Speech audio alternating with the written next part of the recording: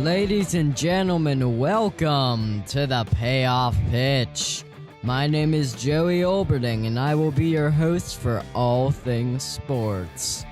So on this March 6th day, that happens to be a Tuesday, I'm excited to talk about college basketball.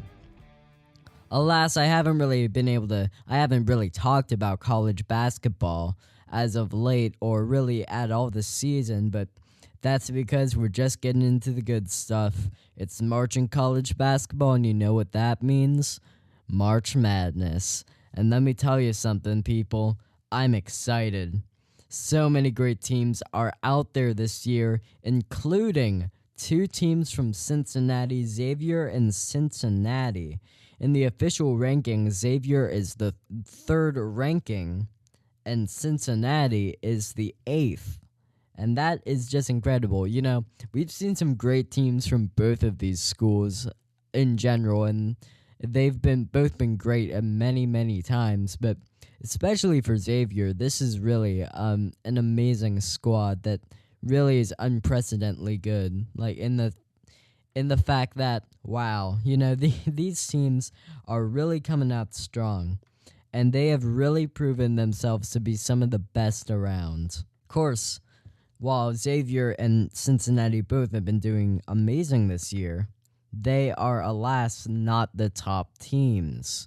Or they're near the top, but they aren't the top. Virginia is the one-ranked seed, or the one ranking here in college basketball. We're about to get the seeds, and they will no doubt be a number 1 seed. They are 28-2 and have only lost to Virginia Tech and West Virginia. And West Virginia is not a bad team by any stretch of the imagination. And Virginia Tech has been pulling the upset, and they aren't bad either. They've been able to keep it strong for many times here, and the thing is, they have beaten Duke, who's the 5 ranking, North Carolina, who is 12th, and Clemson, who is also up there being ranked. They've had a lot of solid wins, this team has had, and that's why they're the 1 seed. Villanova has also done very well, and that's why they are the 2 seed. They swept Xavier, who's right behind them, being the 3 seed. And the thing is, you know, they're just about as good as Xavier, even though Xavier won the Big East outright, which is very rare for a team to do, and hasn't happened since 2012 when Xavier joined.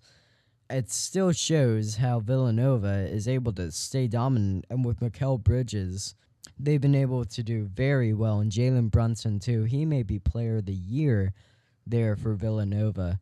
Both very good players, and they've been equally dominant in terms of they've been able to lead this Villanova Wildcats team to be a very, very good team.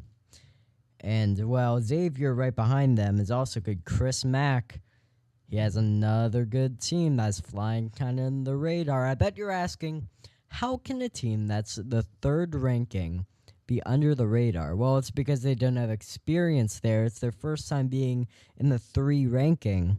And then is Michigan State, and Michigan State just lost, actually, so that situation may not stay there, and they may fall, while teams like Kansas, Cincinnati, even Clemson, maybe some others, maybe Duke, who is the 5 seed as previously mentioned, Gonzaga, Michigan, even teams that have also lost, like Purdue, Wichita State, and UNC, who has lost 2 straight. That's North Carolina. So we will have to see how that goes. But what do I think about all this? Well, I think it all has to come down to, well, 3 of the 4 seeds that I think will be top seeds in the NCAA tournament are locks. That being Virginia, as previously mentioned, with their amazingly, consistent offense and defense consistency throughout the year. Villanova and Xavier have also had that consistency. And I'd also pick, along with the NCAA itself, Villanova to be ranked higher than Xavier, just because of the fact that Villanova won both games against Xavier, and I can't exactly go against the facts right there with Villanova being able to beat Xavier because they're both in the Big East both times, and Xavier still only has 2 losses that are not from Villanova, and Villanova doesn't have any that's from Xavier, and they have the same record at 27-4. And Michigan State, while they may be the 4th seed at the moment, because of the fact that they have lost, I think that Duke will be able to move up to not only the 4th ranking, but a number 1 seed.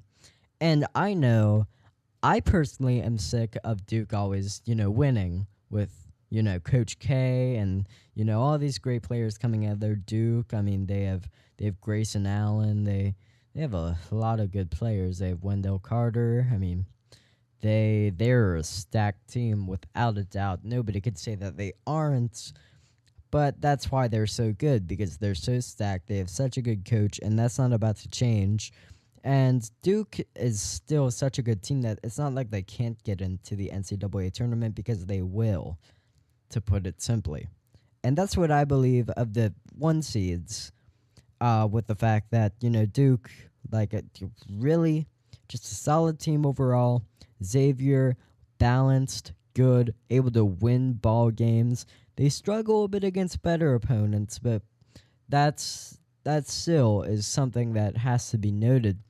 They're able to deal with all the power in the Big East with ease, and that is something that's very difficult, and Villanova themselves have some trouble with. Even though Xavier can't exactly deal with Villanova, that doesn't make them a bad team.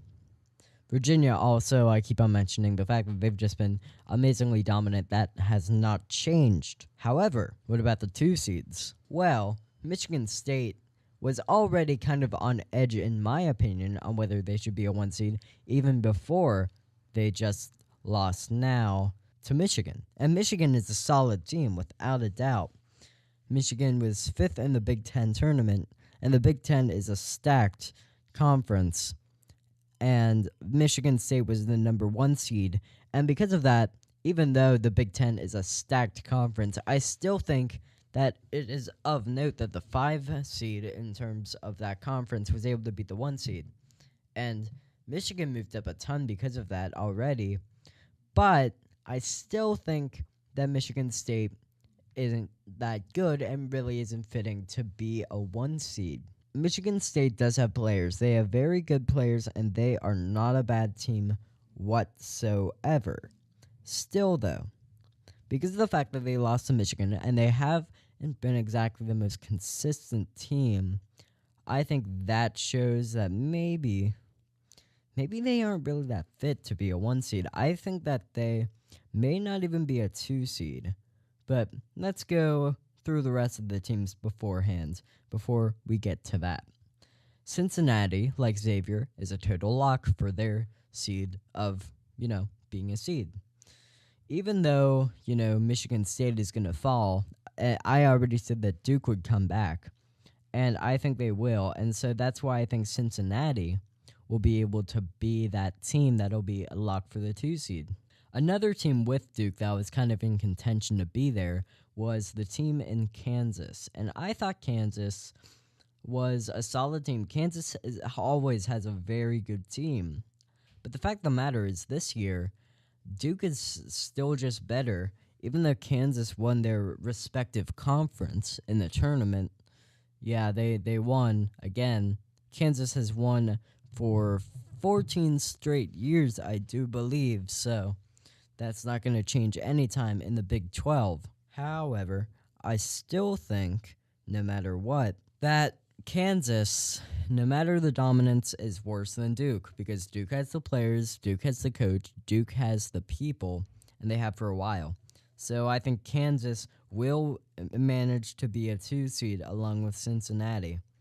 And I just want to make a note that I'm kind of throwing away the whole, north, south, east, west thing, or whatever the NCAA does with the tournament bracket, trying to put them all into a somewhat, kind of this makes sense thing. Midwest, West, then East and South, I do believe it is. Because honestly, it makes no sense. Like when you look at the teams and where they are, you see Creighton in the East, year after year, and they're from Kansas.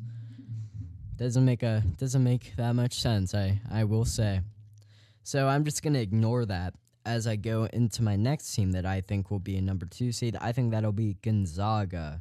Gonzaga has done very well as of late. They've actually won 13 straight games, which is very impressive.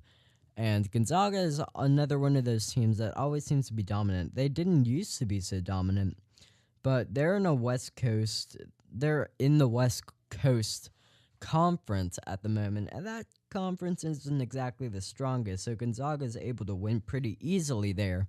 But the fact of the matter is they are so dominant that it barely even matters in the long run, because everybody knows that they're so dominant, and I have to. Gonzaga is going to be a 2 seed, I do believe, because while the West Coast tournament isn't even finished, they still have to face BYU. They have proven themselves. If they lose, then I believe that another team that I may mention will get the nod. However, that day is not today. In fact, I do believe it is tomorrow, if I'm correct. But at the moment, Gonzaga is a 2 seed. So that leaves Michigan State, that leaves Michigan themselves, that leaves Purdue, and that leaves Wichita State. Let's, really quick, because I just want to do it very quickly, because I feel like it is kind of a more obvious thing that people may not see as so obvious, but I think it is, that Wichita State is a 3 seed and not a 2 seed because they lost the American Conference to Cincinnati. And so even though they both split the season series, I think that shows how Cincinnati, well, in such a big game, was able to win, and I feel like, that makes a game, even though both are equally important games in many fashion, and in a lot of ways they are very similar, that makes Cincinnati the better team in terms of that season series because they were able to win the conference tournament because of that game. So I think Wichita State's out of it, and I think Purdue and Michigan are both interesting teams, but I want to focus on Michigan really quick, because even though they did beat Michigan State, and they have won 9 in a row, I feel like the fact that they were the 5 seed in, the Big 10 conference, the Big 10, even though it's the Big 11 now, they beat some solid teams. They beat Purdue themselves. So I bet you're wondering, come on, Joey, what are you thinking? They've beaten 2 really good teams. They beat Purdue and they beat Michigan State. Shouldn't they be a 2 seed? And I'd say, well, I would say that they aren't. And I say that because even though they have won 9 straight, and that's very impressive, they weren't doing so well earlier in the season. They lost to Northwestern in a crazy game. They've lost to Purdue before, so it's not like, they've been able to win. They lost to Nebraska just 2 games before. They've had close games with Maryland. Maryland has not been that good. They lost to Purdue both times, I should say. And I think that makes Purdue, the superior team in terms of that. So I think though Michigan has had quite a few upsets, I think that at this point, while it may be important and will definitely get them a 3 seed, I feel like it should be noted, what happened earlier in the season, because people are still noting what happened to Xavier, what happened to Virginia, even what happened to Gonzaga, what happened to Cincinnati. People are still noting that, so I think that you can't ignore the upsets. So that leaves Michigan State and Purdue, and in my opinion, Michigan State and Purdue are both very good teams. Purdue actually did better earlier in the season. While both teams are still very good, Michigan State was able to beat the most recent game with Purdue with 3 points. That would be 68 to 65. So in the one game that Michigan State and Purdue played, Michigan State won by 3 points. And even though, that's one game and it was pretty close, I feel like it's enough to justify Michigan State as the superior team there. And that's why Michigan State will be able to win in terms of the fact of who should be the second 2 seed. So even though I kind of, went on a bit of a, ooh, I wonder if they'll get in thing because they weren't a 1 seed. I still think that they are a very dominant team. As a matter of fact, I do think that they are very, very dominant. And I just want to make clear that in terms of the 2 seeds, the ranking I'd have them, I'd have Kansas 1, I'd have Gonzaga 2, I'd have Michigan State 3, and then I'd have Cincinnati 4. Though all of them are very close in the fact that they're all very dominant teams, so it's hard to pinpoint, which teams are the best out of seeds, but I think that they are all very good. And I think that'll conclude this edition of the Payoff Pitch, guys. I hope you enjoyed, and I hope from me, Joey Olberding, you'll stay tuned in 95.7 MRC for all things sports, many more. Check us out, YouTube page, search us up, Clark Montessori. Follow us, Soko Club, and from me, I hope you stay tuned in 95.7 MRC.